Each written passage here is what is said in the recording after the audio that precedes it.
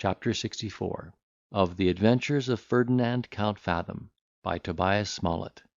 This recording is in the public domain.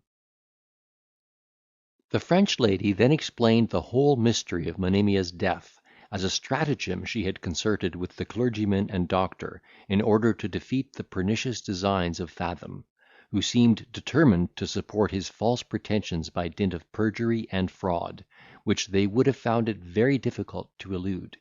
She observed that the physician had actually despaired of Monimia's life, and it was not till after she herself was made acquainted with the prognostic, that she wrote the letter to Renaldo, which she committed to the care of Madame Clement, with an earnest entreaty that it should not be sent till after her decease. But that lady, believing the Count had been certainly abused by his treacherous confidant, dispatched the billet without the knowledge of Monimia, whose health was restored by the indefatigable care of the physician, and the sage exhortations of the clergyman, by which she was reconciled to life. In a word, the villainy of Fathom had inspired her with some faint hope that Renaldo might still be innocent, and that notion contributed not a little to her cure. The letter having so effectually answered their warmest hopes, in bringing back Renaldo, such a pattern of constancy and love, the confederates, in consequence of his enthusiastic sorrow, had planned this meeting as the most interesting way of restoring two virtuous lovers to the arms of each other, for which purpose the good clergyman had pitched upon his own church, and indulged them with the use of the vestry, in which they now were presented, with a small but elegant collation. Melvil heard this succinct detail with equal joy and admiration. He poured forth the dictates of his gratitude to the preservers of his happiness. "This church," said he, "shall henceforth possess a double share of my veneration. This holy man will, I hope, finish the charitable work he has begun, by tying those bands of our happiness, which naught but death shall have power to unbind." Then, turning to that object which was the star of his regard, "Do I not overrate," said he, "my interest with the fair Monimia?" She made no verbal reply, but answered by an emphatic glance, more eloquent than all the power of rhetoric and speech. This language, which is universal in the world of love, he perfectly well understood, and, in token of that faculty, sealed the assent which she had smiled, with a kiss imprinted on her polished forehead. In order to dissipate these interesting ideas, which, by being too long indulged, might have endangered his reason, Madam Clement entreated him to entertain the company with a detail of what had happened to him in his last journey to the empire, and Monimia expressed a desire of knowing, in particular, the issue of his contest with Count Trebasi, who, she knew, had usurped the succession of his father. Thus solicited, he could not refuse to gratify their curiosity and concern. He explained his obligations to the benevolent Jew, related the steps he had taken at Vienna for the recovery of his inheritance, informed them of his happy rencontre with his father-in-law, of his sister's deliverance and marriage, of the danger into which his life had been precipitated by the news of Monimia's death, and lastly of his adventure with the banditti, in favour of a gentleman, who he afterwards understood had been robbed in the most base and barbarous manner by Fathom. He likewise, to the astonishment of all present, and of his mistress in particular, communicated some circumstances which shall appear in due season. Monimia's tender frame being quite fatigued with the scene she had acted, and her mind overwhelmed with the prosperous tidings she had heard, after having joined the congratulations of the company, on the good fortune of her Renaldo, begged leave to retire, that she might by repose recruit her exhausted spirits; and the night being pretty far spent, she was conducted by her lover to Madam Clement's coach, that stood in waiting, in which also the rest of the company made shift to embark, and were carried to the house of that good lady, where, after they were invited to dine, and Melvil entreated to bring Don Diego and the Jew along with them, they took leave of one another, and retired to their respective lodgings in a transport of joy and satisfaction. As for Renaldo, his rapture was still mixed with apprehension, that all he had seen and heard was no more than an unsubstantial vision, raised by some gay delirium of a disordered imagination. While his breast underwent those violent though blissful emotions of joy and admiration, his friend the Castilian spent the night in ruminating over his own calamities, and in a serious and severe review of his own conduct. He compared his own behaviour with that of the young Hungarian, and found himself so light in the scale, that he smote his breast with violence, exclaiming in an agony of remorse, "Count Melvil has reason to grieve, Don Diego to despair. His misfortunes flow from the villainy of mankind. Mine are the fruit of my own madness. He laments the loss of a mistress who fell a sacrifice to the perfidious arts of a crafty traitor. She was beautiful, virtuous, accomplished, and affectionate. He was fraught with sensibility and love. Doubtless his heart must have deeply suffered. His behaviour denotes the keenness of his woe. His eyes are ever flowing fountains of tears. His bosom the habitation of sighs. 500 leagues hath he measured in a pilgrimage to her tomb. Nightly he visits the dreary vault where she now lies at rest. Her solitary grave is his couch. He converses with darkness and the dead, until each lonely isle re-echoes his distress. What would be his penance had he my cause? Were he conscious of having murdered a beloved wife and darling daughter? Ah, wretch! Ah, cruel homicide! What had those dear victims done to merit such a fate? Were they not ever gentle and obedient, ever aiming to give thee satisfaction and delight? Say that Serafina was enamoured of a peasant. Say that she had degenerated from the honour of her race. The inclinations are involuntary. Perhaps that stranger was her equal in pedigree and worth. Had they been fairly questioned, they might have justified, at least excused, that conduct which appeared so criminal; or had they owned the offence, and supplicated pardon. Oh, barbarous monster that I am! Was all the husband, was all the father extinguished in my heart? How shall my own errors be forgiven, if I refuse to pardon the frailties of my own blood, of those who are most dear to my affection? Yet nature pleaded strongly in their behalf. My heart was bursting while I dismissed them to the shades of death. I was maddened with revenge. I was guided by that savage principle which falsely we call honour. Accursed phantom, that assumes the specious title, and misleads our wretched nation! Is it then honourable to skulk like an assassin, and plunge the secret dagger in the heart of some unhappy man, who hath incurred my groundless jealousy or suspicion, without indulging him with that opportunity which the worst criminal enjoys? Or is it honourable to poison two defenceless women, a tender wife, an amiable daughter, whom even a frown would almost have destroyed? Oh, this is cowardice, brutality, hell-born fury, and revenge! Heaven hath not mercy to forgive such execrable guilt. Who gave thee power, abandoned ruffian, over the lives of those whom God hath stationed as thy fellows of probation, over those whom he had sent to comfort and assist thee, to sweeten all thy cares, and smooth the rough uneven paths of life?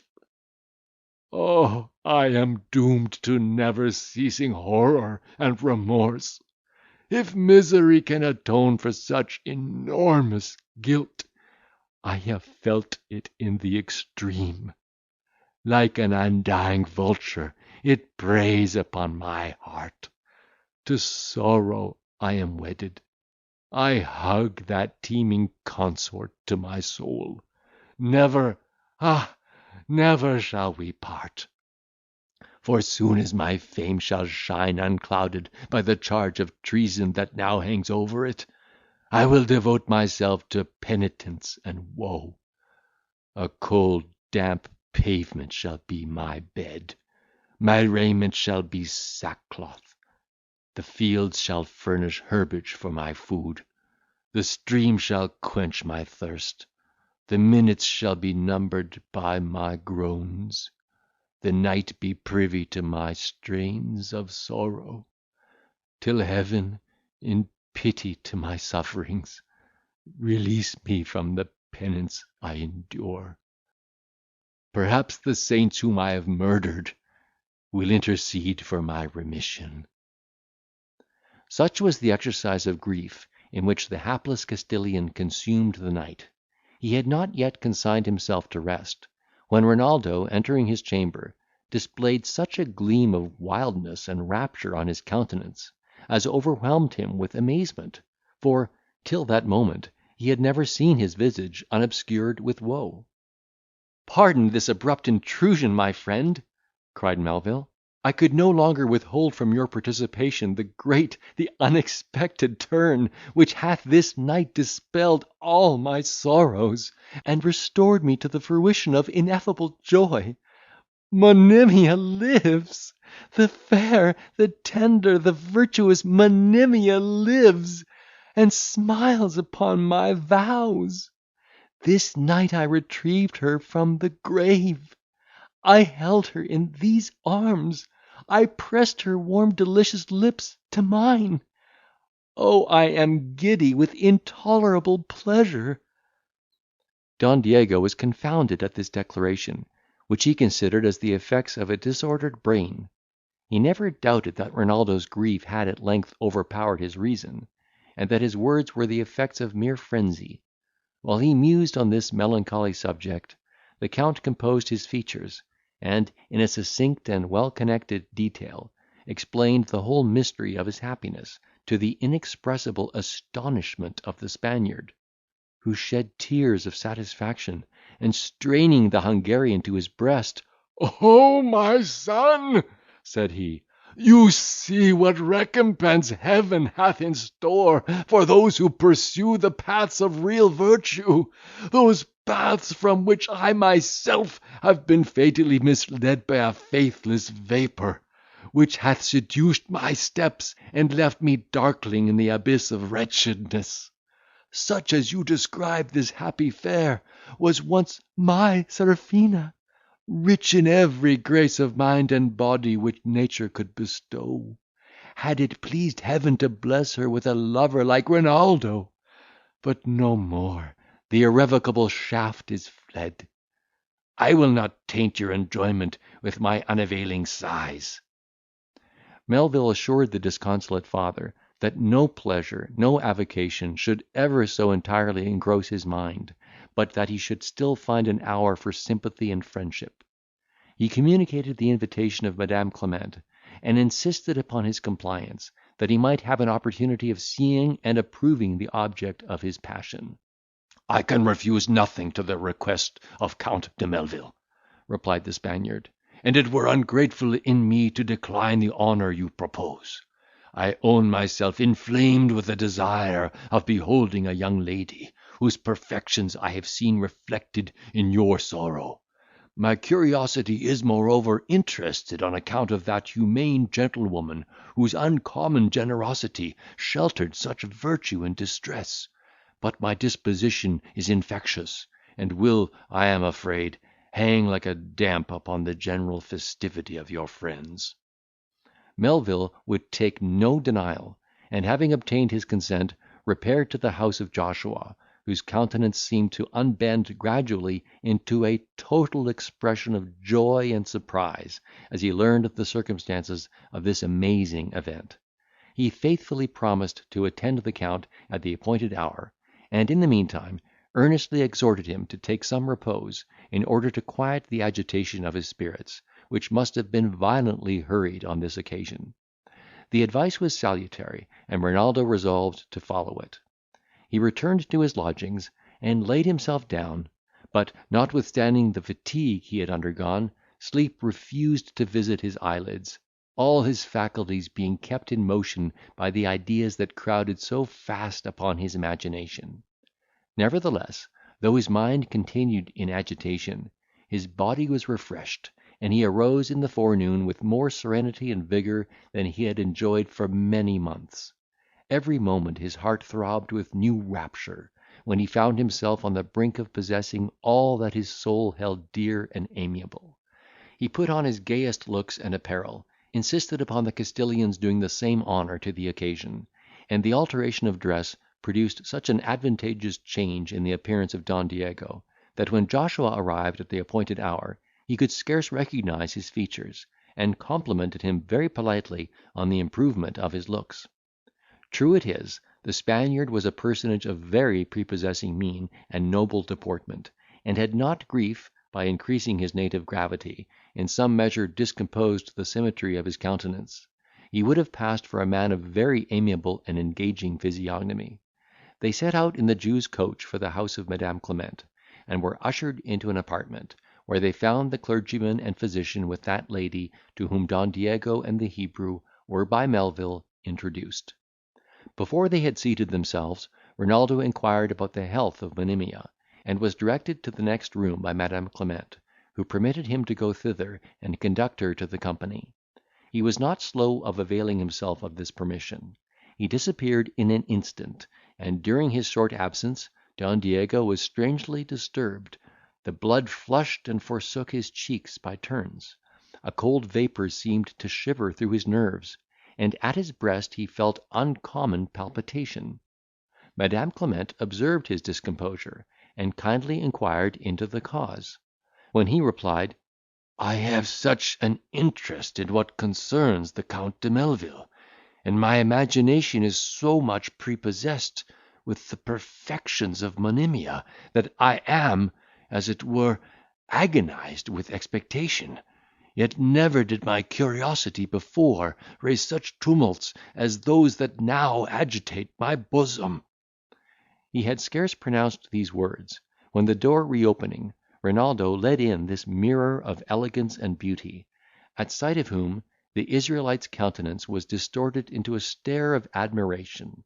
But if such was the astonishment of Joshua, what were the emotions of the Castilian, when, in the beauteous orphan, he beheld the individual features of his long lost Serafina! His feelings are not to be described.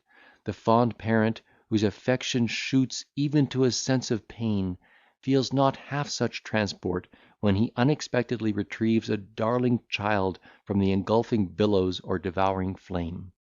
The hope of Zelos had been totally extinguished. His heart had been incessantly torn with anguish and remorse, upbraiding him as the murderer of Serafina. His, therefore, were the additional transports of a father disburdened of the guilt of such enormous homicide. His nerves were too much overpowered by this sudden recognition to manifest the sensation of his soul by external signs. He started not, nor did he lift an hand in token of surprise. He moved not from the spot on which he stood, but, riveting his eyes to those of the lovely phantom, remained without motion, until she, approaching with her lover, fell at his feet, and clasping his knees, exclaimed, "May I yet call you father?" This powerful shock aroused his faculties. A cold sweat bedewed his forehead, his knees began to totter. He dropped down upon the floor, and throwing his arms around her, cried, "O nature! O Serafina! Merciful Providence! Thy ways are past finding out." So saying, he fell upon her neck, and wept aloud. The tears of sympathetic joy trickled down her snowy bosom, that heaved with rapture inexpressible. Renaldo's eyes poured forth the briny stream. The cheeks of Madam Clement were not dry in this conjuncture. She kneeled by Serafina, kissed her with all the eagerness of maternal affection, and with uplifted hands adored the power that preordained this blessed event. The clergyman and doctor intimately shared the general transport; and as for Joshua, the drops of true benevolence flowed from his eyes like the oil on Aaron's beard, while he skipped about the room in an awkward ecstasy, and in a voice resembling the hoarse notes of the long-eared tribe, cried, "O Father Abraham, such a moving scene hath not been acted since Joseph disclosed himself unto the brethren in Egypt." Don Diego, having found utterance to his passion, proceeded in this strain: "O my dear child, to find thee thus again, after our last unhappy parting, is wonderful, miraculous. Blessed be the all-good my conscience. I am not then the dire assassin who sacrificed his wife and daughter to an infernal motive falsely titled honour, though I am more and more involved in a mystery which I long to hear explained." "That shall be my task," cried Renaldo; "but first permit me to implore your sanction to my passion for the incomparable Serafina. You already know our mutual sentiments; and though I own the possession of such inestimable worth and beauty would be a recompense that infinitely transcends the merit I can plead, yet, as it hath been my good fortune to inspire her with a mutual flame, I hope to reap from your indulgence here what I could not expect from my own desert, and we present ourselves, in hope of your paternal assent and benediction." "Were she more fair, and good, and gentle than she is," answered the Castilian, "and to my partial observation, not e'er appeared on earth more beauteous and engaging, I would approve your title to her heart, and recommend you to her smiles, with all the father's influence and power. Yes, my daughter, my joy on this occasion is infinitely augmented by the knowledge of those tender ties of love that bind thee to this amiable youth, a youth to whose uncommon courage and generosity I owe my life and my subsistence, together with the inexpressible delight that now revels in my bosom. Enjoy, my children, the happy fruits of your reciprocal attachment. May Heaven, which hath graciously conducted you through a labyrinth of perplexity and woe, to this transporting view of blissful days, indulge you with that uninterrupted stream of pure felicity, which is the hope, and ought to be the boon of virtue, such as yours." So saying, he joined their hands, and embraced them with the most cordial love and satisfaction, which diffused itself to every individual of the company, who fervently invoked the Almighty Power in behalf of this enraptured pair. The tumult of these emotions having a little subsided, and the Castilian being seated betwixt Renaldo and his beauteous bride, he politely bespoke the indulgence of Madam Clement, begging she would permit him to demand the performance of the Count's promise, that he might be forthwith made acquainted with those circumstances of his own fate, which he was so impatient to learn. The lady, having assured him that she and all the company would take pleasure in hearing the recapitulation, the Spaniard, addressing himself to Melvil, "In the name of Heaven," said he, "how could you supplant that rival, who fell a sacrifice to my resentment, after he had bewitched the heart of Serafina? For sure, the affection he had kindled in her breast must have long survived his death." "That rival," replied the Count, "who incurred your displeasure, was no other than Renaldo." With these words he applied to one eye a patch of black silk provided for the purpose, and turning his face towards Don Diego, that gentleman started with astonishment, crying, "Good Heaven! The very countenance of Orlando, whom I slew! This is still more amazing." Chapter 64.